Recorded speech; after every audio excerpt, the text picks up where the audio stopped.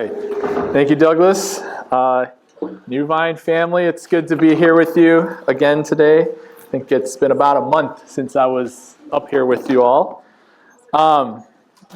Would you just join me in a word of prayer? And I just want to invite the Lord to really fill this space. He's been here, He's with us, but let's have Him also fill the space between our ears as well as we listen to what He has to say to us from His Word. So God, we believe that You are speaking to us.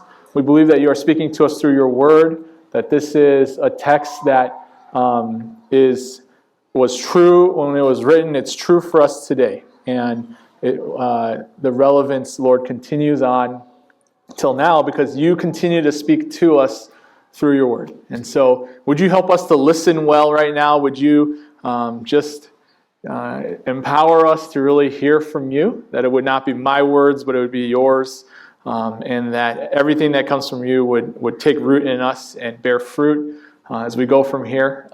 And we just want You to get the glory and honor right now, Lord. So we love You, and we pray all this in Your name. Amen. Amen. All right. So when I was a teenager, my youth pastor was the one who taught me how to play the guitar. Basically, I signed up for these guitar lessons at my church. It was a relatively old church in Chicago's Chinatown. And the youth pastor basically told us we're going to have like 4 lessons. And I'm going to teach you 2 strum patterns and maybe about 8 chords. And then I'm just going to set you loose. And that's exactly what he did. Over the course of 4 weeks, I learned, for you guitar players, I learned a very old school 4/4 strum pattern. I learned a semi-useful 3/4 strum pattern, which I don't think I ever used beyond that class. And then I learned the G chord, the C chord, the D chord, the E minor chord, and then I learned E, A, B, and C sharp minor, which if you are a worship leader or you're a guitar player, you know that basically, at least in the 90s, allowed you to play like 95% of the worship music that existed. Whether it was, again, maybe this is dating myself, but like from a Maranatha worship book or from Vineyard or something like that. Those are the popular worship labels at the time. And so, because also when I was in junior high and high school, we did not have smartphones. And often on Sundays, I would spend long hours at church hanging out with friends, and we were all basically just waiting for our parents to finish their meetings or their small talk. Or they'd be like, hey, we're about to leave. And they're like, okay. And then they would talk for another 45 minutes. So we just would sit around at church. And one of the things we like to do, because we weren't allowed to play basketball in the gym on Sundays, was to play guitar together. And the only way that we could play guitar, play worship music together, was if we spent like $10. We paid the church to buy a copy of one of these. And so this is a chord book. And it was basically a binder filled with all the worship music that our church regularly used at the time. It was usually not categorized alphabetically. This one's a quite nice one because I sleeved every sheet of it. It's actually the one I used in college, not the one from when I was in junior high. That one is collecting dust somewhere at my mom's house right now. But if you didn't have one of these, you were pretty much not able to play or sing along, all right? Because now you can pull out your phone, you can Google, what are the lyrics for Goodness of God? And then as long as you have reception, in 10 seconds, you're gonna have the lyrics for it, right? Or here at service, the AV team works hard to get all the songs on the slides for us each week. Even at my small group, at the young adult group that meets every week, I bring my laptop with me, plug it into the TV, and then we have all the lyrics. But back in the day, if I went to small group in my in college and we wanted to have a time of worship, the only way that we could worship was either for the small group leader to print the songs each week, but more likely everyone just had one of these and would bring it with them to small group. This is a crazy idea. I know most of us not familiar with this, or many of us may not be familiar with this. But this was vitally important, right? This chord book, it has roughly 500 songs in it. And every time we'd start singing new songs, they might do this is the 2000, year 2000 update, and then they'd add 20 songs to it because we started singing new songs that Hillsong Church came out with or something. All right, so they would just add it to the back. For those of you who don't know what this is, maybe you're more familiar with something like this, or this is your preferred chord book. Some of you may really have no idea what this is. This is a hymnal, the Worshiping Church. It's actually one that I had to buy and use for a sacred music class I took in college. And this hymnal would just have hymns in it. And this is about 600 hymns.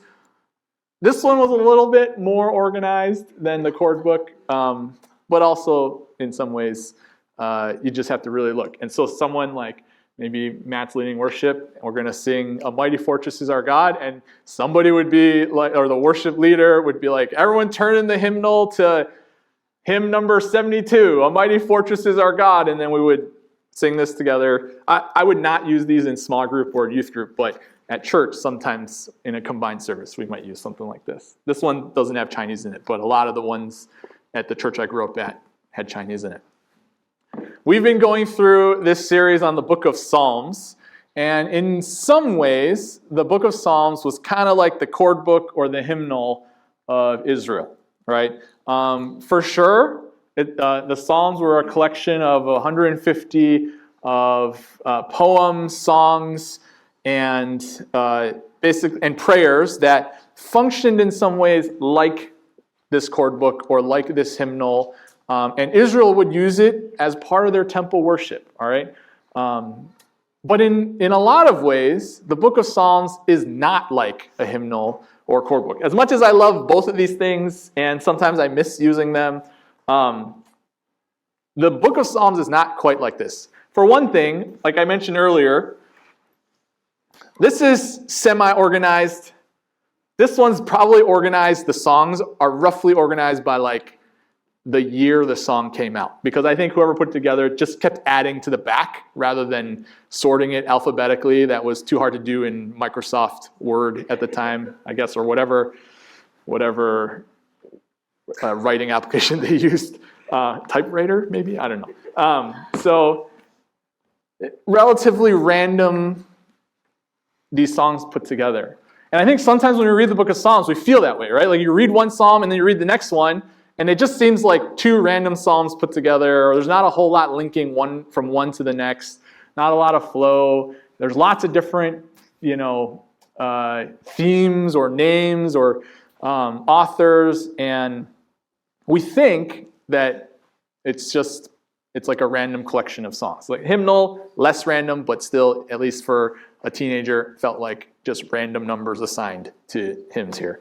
But when you look at the Psalter or the book of Psalms, you actually end up realizing that it is an extremely intentional book. That the people who compiled these psalms, put them all together, did it with purpose and intention. There's a lot of different kinds of psalms. There's praise and thanksgiving psalms. There's psalms of lament. There's imprecatory psalms, which is basically a song where Israel would ask God to curse their enemies. These are the psalms that we don't really ever use on Sundays or read on Sundays, but they're in there. And then there's psalms of ascent, which were basically songs that Israel would sing or recite on their way to Jerusalem for temple worship. And all of these different psalms were put together in this book for a purpose. Some of them, they weren't written by a single author the way other books of the Bible were written by one person. There are many different authors in the book of Psalms. Some of them are anonymous. We don't know who wrote them. Some of them are very well known, like King David. And basically, the idea of the Psalms was that they were written and compiled for the purpose of giving expression to Israel's corporate worship and to give instruction to them on how they ought to respond to God's saving activity in their midst. And so even though it was written by individuals, it was compiled by priests, it was written or included all together for the community, for the people of God. They were both expressive and instructive. They covered the full range of human emotion, whether joy or celebration or thanksgiving or sorrow or anger or a painful cry. There's psalms that kind of cover all of those things. So the Psalms taught the people of God to express these things to Him. If you have time this week, I really love this series, but I would recommend YouTubing the Bible Project's introduction on the book of Psalms. Actually, any of their little book of the Bible based videos are excellent, but the Psalm one, in fact, will kind of break down all the different categories and the framework for Psalms. They'll do it in a much faster, better way than I can, so I'll just encourage you all to Google that this week or YouTube that this week. But this is the idea that we want to keep in mind as we read through Psalms, as we continue our series in the book of Psalms, is that this is not a random collection of worship songs written by an individual and then it was just collected in a database and passed down for generations. This was an intentional effort by God's people, especially the worship leaders, the scribes and the priests, to put together something that would be expressive and instructive for God's people. And that's what allows us today in 2024 to find relevant meaning in the Psalter, because it connects us, it links us with the original audience, it links us with the original author, and it's not just like someone's personal cry to the Lord, but it is a corporate cry, corporate praise, corporate whatever the emotion is. It's for everyone. And so we're gonna be looking at Psalm 34, and I just invite you to listen as I read this entire psalm. It is 22 verses. It's pretty long, so you're gonna have to stick with me. But I'm gonna. I think it should be on screen. Yes, Psalm 34, starting in verse 1. It says this: I will extol the Lord at all times. His praise will always be on my lips. I will glory in the Lord. Let the afflicted hear and rejoice. Glorify the Lord with me. Let us exalt His name together. I sought the Lord, and He answered me. He delivered me from all my fears. Those who look to Him are radiant. Their faces are never covered with shame. This poor man called, and the Lord heard him. He saved him out of all his troubles. The angel of the Lord encamps around those who fear Him, and He delivers them. Taste and see that the Lord is good. Blessed is the one who takes refuge in Him. Fear the Lord, you His holy people, for those who fear Him lack nothing. The lions may grow weak and hungry, but those who seek the Lord lack no good thing. Come, my children, listen to me. I will teach you the fear of the Lord. Whoever of you loves life and desires to see many good days, keep your tongue from evil and your lips from telling lies. Turn from evil and do good. Seek peace and pursue it. The eyes of the Lord are on the righteous, and His ears are attentive to their cry. But the face of the Lord is against those who do evil, to blot out their name from the earth. The righteous cry out, and the Lord hears them. He delivers them from all their troubles. The Lord is close to the brokenhearted and saves those who are crushed in spirit. The righteous person may have many troubles, but the Lord delivers him from them all. He protects all his bones, not one of them will be broken. Evil will slay the wicked, and the foes of the righteous will be condemned. The Lord will rescue His servants. No one who takes refuge in Him will be condemned. This is the word of the Lord. So, as I mentioned earlier, the Psalms are not just a collection of personal praise or poetry, but they are an expressive, instructive text for the community. This particular psalm is linked to King David, right? For many of you, maybe in your Bibles or even on your phones, it'll say something like, of David when he pretended to be insane before Abimelech, who drove him away and he left. So this is linked to David, specifically to a moment in David's story where he was alone and on the run from King Saul, and he had to hide among the Philistines, who were the enemies of Israel. So he's so desperate in that moment, so alone, that his only recourse is to run to the enemy, to run to the courts of the enemy, and then pretend to be insane, and so that the Philistines will not kill him. Now, to be clear, while David was the author of several different psalms, he was a songwriter in his time as a shepherd. that doesn't necessarily mean that David authored this particular psalm. So we have to be careful not to, just because there's a superscript in the text that says, or above the verses that say, this is a psalm of David, that this doesn't necessarily mean that David wrote it. All right, so it's not like David, while he was hiding in the courts of, he was hiding in the courts of Achish, not Abimelech. So they think Abimelech was maybe just a title for this Philistine king. But it's not like he was hiding in the courts of Achish and then he has to act like a crazy person, and then all of a sudden he's like, oh, I have a song I want to write down. So let me pull a scroll out of my little sack, and I'm going to unroll it, and then write down 22 verses, and then roll it back up and stick it in my bag, right, and move on. Maybe he wrote it after. You could use your sanctified imagination as a possibility. But more likely than not, this psalm probably not written by David, but what it means is that one of the scribes or the priests who was compiling the book of Psalms looked at this psalm and felt there's a part of David's story that connects with the text of this psalm. It's almost like David's story is an illustration for someone whose life is impacted by the words of this psalm. And so they put that in there to kind of connect this portion of the Psalms with David. And actually, the first book of the Psalms actually split into 5 books. The first book, which roughly runs from Psalm 3 to into the 40s somewhere, I think it's 41, those Psalms, many of them, or the majority of them, are either written by David or they are tied to a specific moment in David's life. And I think partly that is an attempt by the priests and the scribes to remind Israel in an instructive way, here is what it looks like to live out the truth that is found in this psalm. And so that's what makes it relevant for us, right? Because I think for a lot of us, our story is not quite like King David's.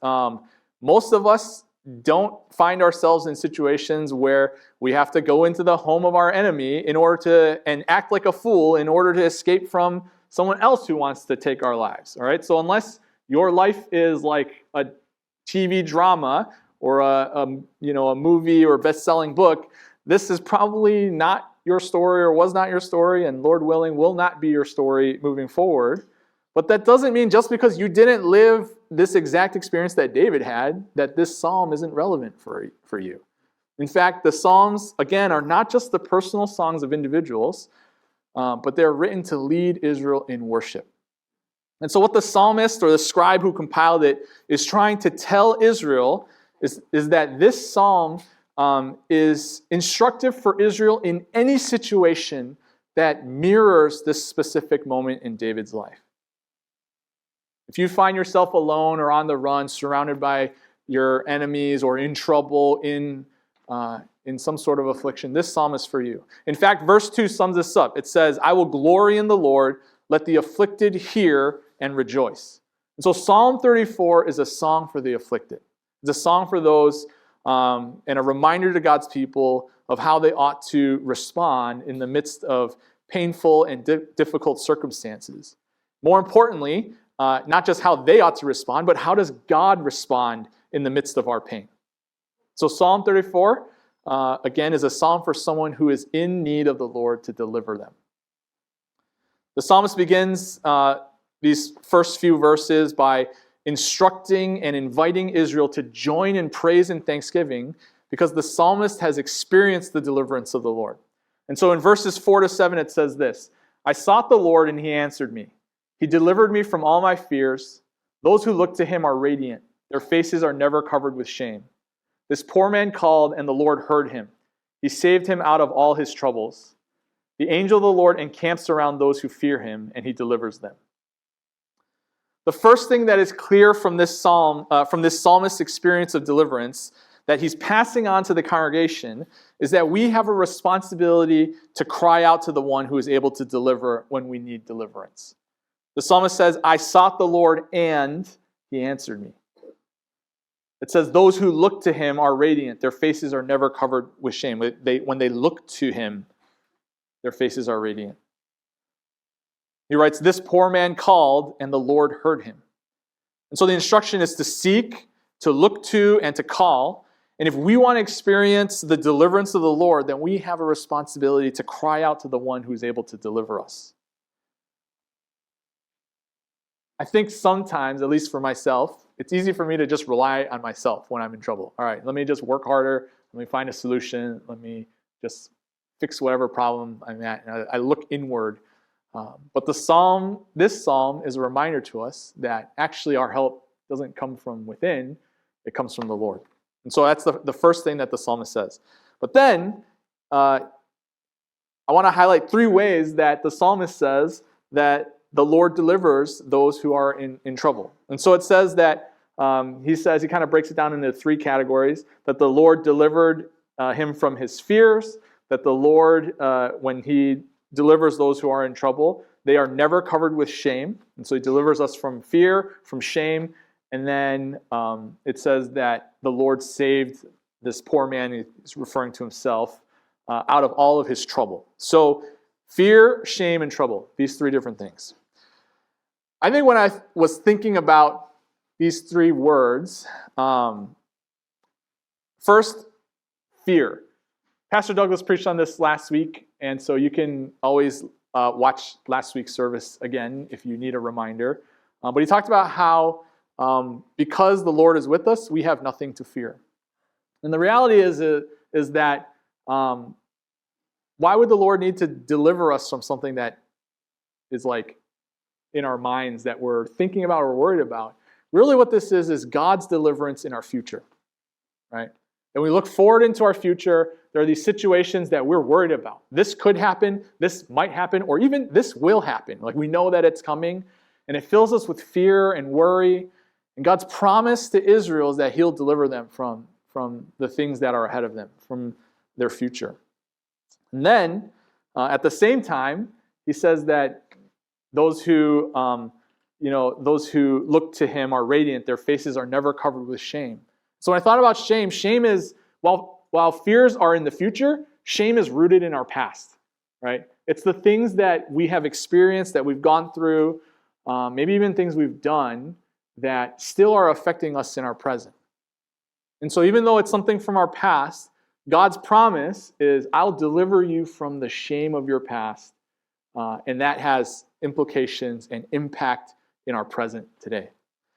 And so fears, shame, and then the last one is trouble, which is our present affliction. The things that we're going through right now today, and the Lord, his promise is that I'll deliver you from that as well. And so what that tells me when I read this psalm is that the Lord's promise is full, right? It reaches back into our past, it steps forward into our future, it sits with us right in our present. And not just for a moment, but forwards and backwards, God is delivering us from our affliction and our pain and the things that would fill us with these things.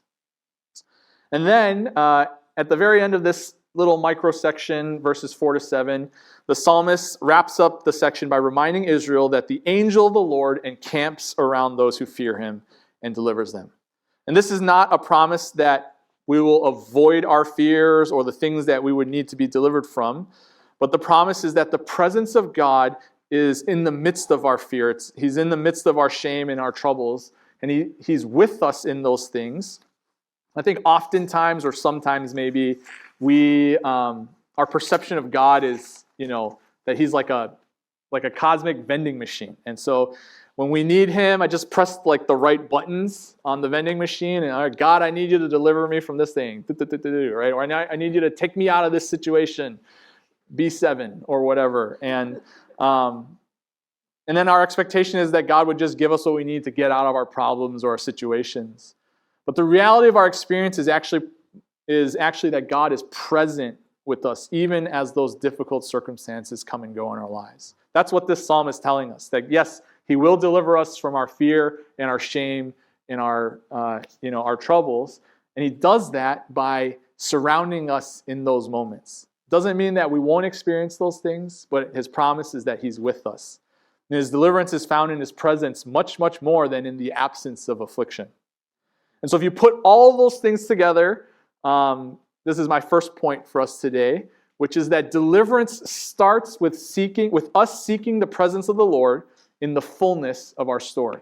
Right? Deliverance starts with us seeking the presence of the Lord in the fullness of our story. We have our responsibility to cry out to the one who saves. We have to be reminded that God is with us, and he's with us in all of who we are, all of our stories. So I think the question for us today is, what are the circumstances in your life where you need the Lord to intervene? For each of us, it may look a little differently.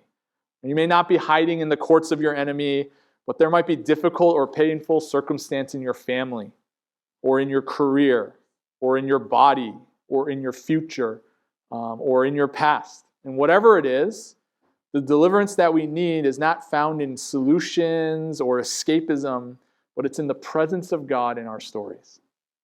Amen? All right, cool. Psalm 34 wrapped up in 7 verses, right? Nice. We can go to family time now. No. Why are there 15 more verses? That seemed like, okay, that makes sense. Let's just wrap it up here, right? The psalmist writes another 15 verses after this, from 8 to 22. And, in my mind, you would think, let's just keep it simple. Let's remind Israel of these things. God is the deliverer. He's with us. We can praise, thanksgiving, amen. But the psalm doesn't end here. And actually, the next 15 verses are just as important as the first 7. And so, the first 7 verses kind of feels like a psalm of thanksgiving or a psalm of praise, but there's actually a tonal shift that happens in verse 8. And there's a shift from this psalm of thanksgiving to actually something that resembles more of a wisdom psalm. And so a wisdom psalm was a type of psalm where wisdom is being passed down, whether from generation to generation or from one person to the next. It's being shared with the congregation. And verses 8 to 14 actually take on the form of wisdom being passed down from one passed down. And so this is just as important as the first 7 verses in this psalm. So I want to read 8 to 14 again for us. It says this: "Taste and see that the Lord is good. Blessed is the one who takes refuge in him. Fear the Lord, you his holy people, for those who fear him lack nothing. The lions may grow weak and hungry, but those who seek the Lord lack no good thing. Come, my children, listen to me. I will teach you the fear of the Lord. Whoever of you loves life and desires to see many good days, keep your tongue from evil and your lips from telling lies. Turn from evil and do good. Seek peace and pursue it." Having experienced deliverance, the psalmist shifts from testifying and giving thanks for God's faithfulness. He shifts to instructing others in the way of the Lord. And so my second point today is that deliverance makes us responsible to use the life we've been given to instruct others in the way of the Lord. Now, I know that is a long sentence. There was no way for me to whittle this down anymore. And so if you're taking notes, you need to write it down. I think Kelvin can leave it up for a little while. But deliverance makes us responsible to use the life we've been given to instruct others in the way of the Lord. A lot can be said about the specific truths that the psalm instructs the people with. Right? We're told to taste and see that the Lord is good, to fully experience the goodness of the Lord when we take refuge in him. We're told to seek the Lord when we're in need, or that when things are going well, to keep our tongues from evil, to pursue goodness and peace. And these are all things that are worthy of our effort and our attention. But it's the center verse in this section, verse 11, that is the only instruction that's repeated and is the one that deserves our greatest attention and effort. And so what verse 11 tells us is very simple. It says, fear the Lord. Last week again, Pastor Douglas reminded us that with God we have nothing to fear. But this psalm actually takes that idea to another level. And so when it comes to our external circumstances, we have nothing to fear because the Lord is with us.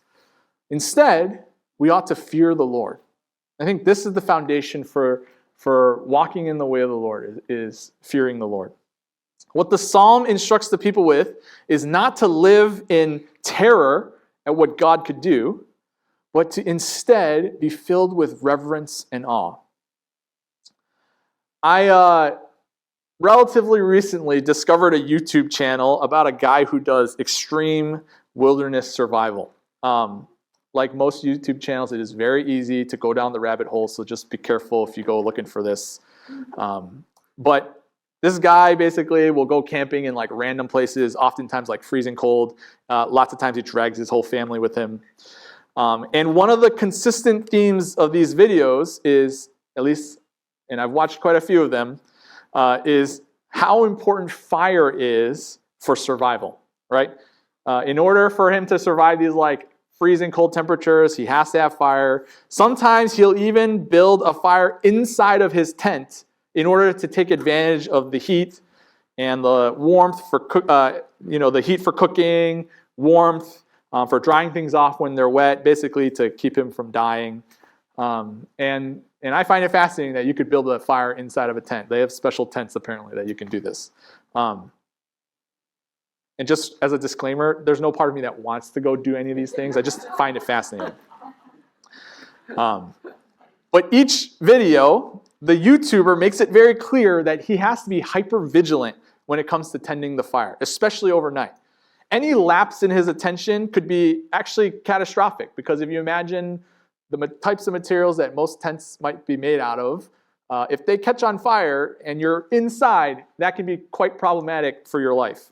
And so, he will always make sure that he does it in a safe way and, doesn't endanger himself, because he understands that that fire can go very quickly from being useful to being destructive. A good friend of mine, another pastor, often compares holy fear, again, what we might call reverence and awe, with fire. And the moment we forget the power found even in a tiny flame is when we can be consumed by it. And so proximity to fire, to take advantage of its benefits, again, for cooking, warmth, light, whatever, they require a proper and healthy understanding of what it is capable of, right? Even if I light a little candle in my house, I have to know what I can and cannot do with said candle, right?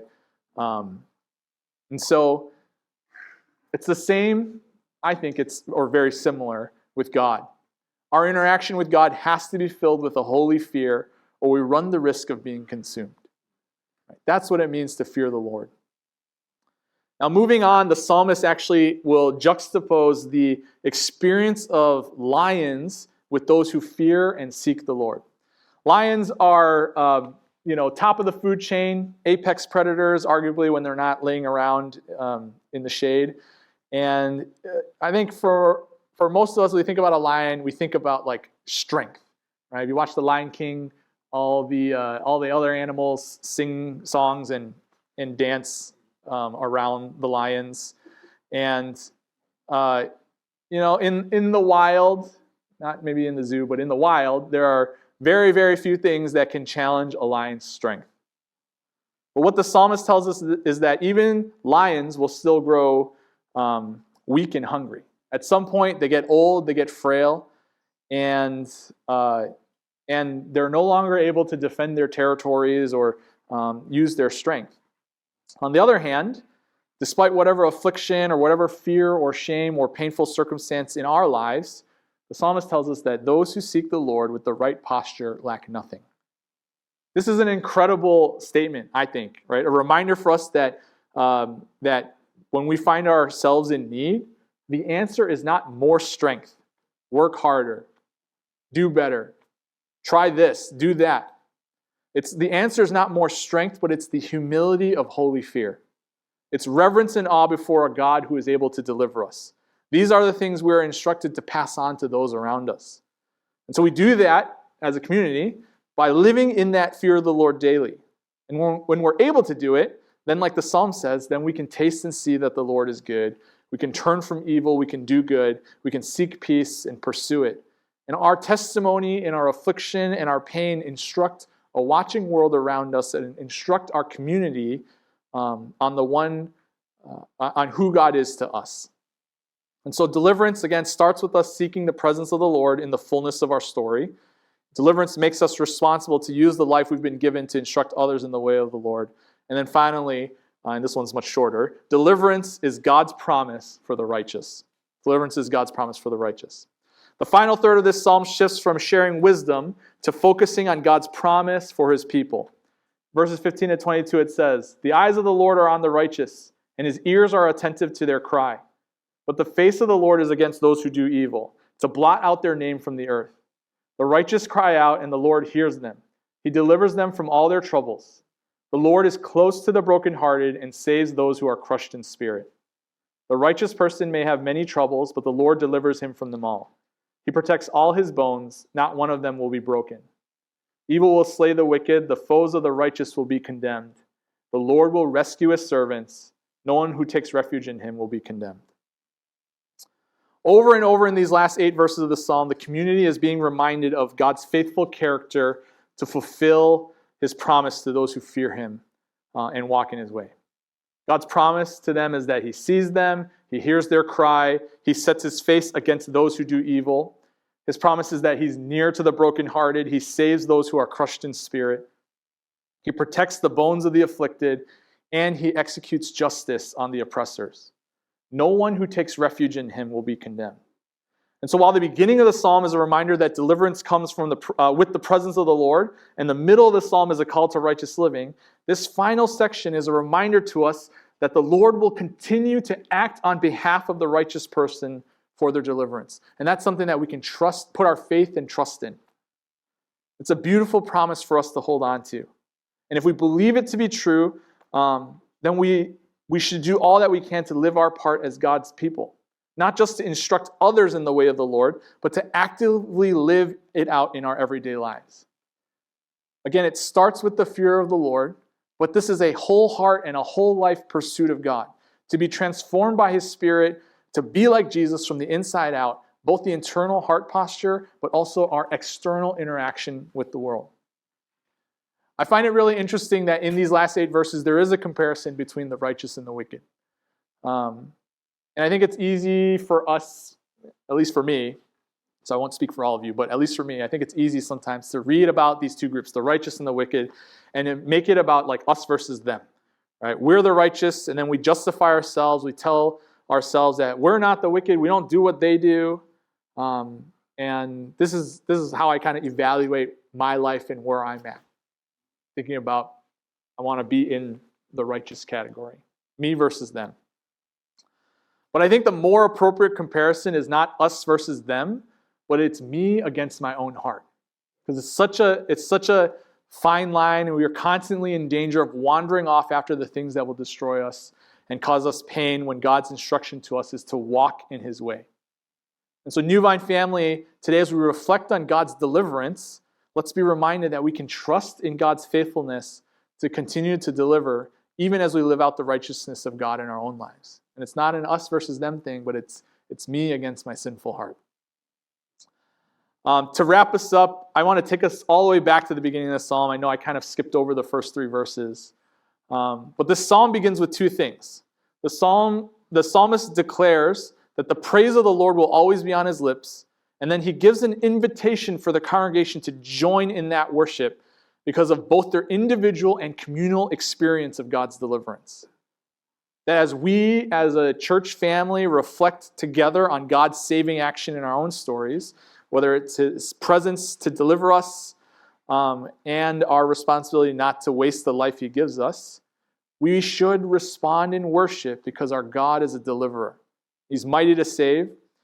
And as I said way back at the beginning of this message, this psalm didn't just give instruction for Israel, but also gave an opportunity for expression, to express our worship to God. Both expression and instruction have to be woven together with our experience of God's deliverance. And so before the worship team comes up to lead us in a song of response, I wanted to share a little bit of how I've experienced the Lord's deliverance recently. Probably most of you don't know, but about a week after the last time I came up to preach here, it was, I think, Christmas Eve or maybe the day before Christmas Eve. I got sick. I had COVID right before Christmas, and as recently as COVID infection ran for about 5-6 days, and then tested negative, and I was able to still go on the young adult retreat. But ever since having COVID back in late December, I've had this lingering cough, and I've hung out with some of you guys or saw some of you at like Nexus Summit, things like that. And I think most people who ran into me over the following weeks after being sick could tell that I was not feeling well. I had this like bad cough. It didn't seem to be getting worse, but it didn't seem to be getting better. Though people around me have been telling me, no, it seemed like it was getting worse, but maybe I was just trying really hard to pretend like it wasn't getting worse. And so this lasted for weeks, and I am the type of person that doesn't like to go see my doctor. I'm like, I'll just sleep it off, right? More Dayquil or NyQuil, more Gatorade or something, eat super well, like Chipotle all the time. But after like 2 or almost 3 weeks of this, after 2 weeks of this, I finally caved and I thought, okay, I probably do need to go see a doctor. Maybe they can give me like stronger meds, like antibiotics for whatever this is, or an inhaler or something, because I thought it was like a chest cold or pneumonia or bronchitis or something like that. Clearly I'm not a medical person, and so this is a bad combination to have. And so about 10 days ago, I went to see the doctor, and to make a very long story much shorter, after getting some tests and then being sent home, only to be on my way home to be called to come right back to the hospital, I was admitted to the emergency room at Kaiser Santa Clara. And so I think there's a picture. Unfortunately, I just took the picture myself, so there's no picture of me in a hospital gown. I forgot to ask Douglas to take one when he came to visit me. And I ended up staying in the hospital for a few nights. In fact, the night that they admitted me, I was told I'd probably be there for between 3 and 5 nights. That I should prepare for being there. I went in on a Tuesday night, that I should prepare to be there at least through Sunday. What I thought was a lingering cough or some lung issue like bronchitis or pneumonia was actually acute heart failure. And I don't want to make it too dramatic. I am feeling much better now, and I'm still processing what happened, recovering from those 2 nights that I spent in the hospital. But I believe that going to see the doctor that day, even though that morning I felt like, the cough's getting better, maybe I'll just cancel my appointment. Going to see the doctor that day was God acting in my life for my deliverance. I went in hoping for some antibiotics, an inhaler, and instead, God used this visit to let me know something much more serious was going on in me. And so while I was in the hospital, this Psalm 34, was one of the ones I happened to read. Reading about the Lord's promise to deliver us from all of our fears and our troubles, that we could hold on to His promise for us to provide all that we need, and that He was near to at least in my case, the literal brokenhearted. These were reminders to me that God was with me in that moment, in that hospital room. Even the fact that I only had to stay overnight 2 nights in the hospital and was released on that Thursday instead of the initial estimate of 3 to 5 nights was a reminder of God's faithfulness as a deliverer and a healer. In fact, I didn't tell a whole lot of people, but the ones who I did tell were like, oh, we'll come visit you. And by the time they could figure out when to come visit, they were already like, well, you're probably going to go home today anyways. So Douglas was the only one that got to see me with a gown that opens in the back. So my story and my testimony is not about me or what I've gone through or what I have in front of me as I go through recovery. This is about the faithfulness of our God to act on our behalf, whether we know we need Him or not. Since that young adult retreat that I went on,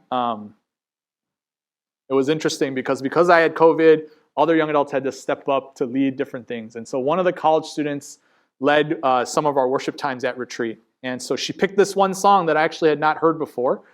And that song has been resonating in my mind ever since that retreat. Even before I went to the hospital, that song was kind of stuck in my brain for like 2 weeks. And I think that the Lord prepared me with it for my time in the hospital. It's a song of praise and worship for all that God has done for us, to remember together His faithfulness. And that's the song that I've asked the worship team to lead us in today as we close. And so as they come up, I'm just going to close by reading the first 3 verses of Psalm 34 one more time. And I want to invite you, New Vine family, to just stand, to hear God's word from the Psalms, and then to respond to his faithfulness together and join me in responding to God's faithfulness together. So Psalm 34, verses 1 to 3, it says this: I will extol the Lord at all times. His praise will always be on my lips. I will glory in the Lord. Let the afflicted hear and rejoice. New Vine family, would you glorify the Lord with me? Let us exalt his name together. Amen.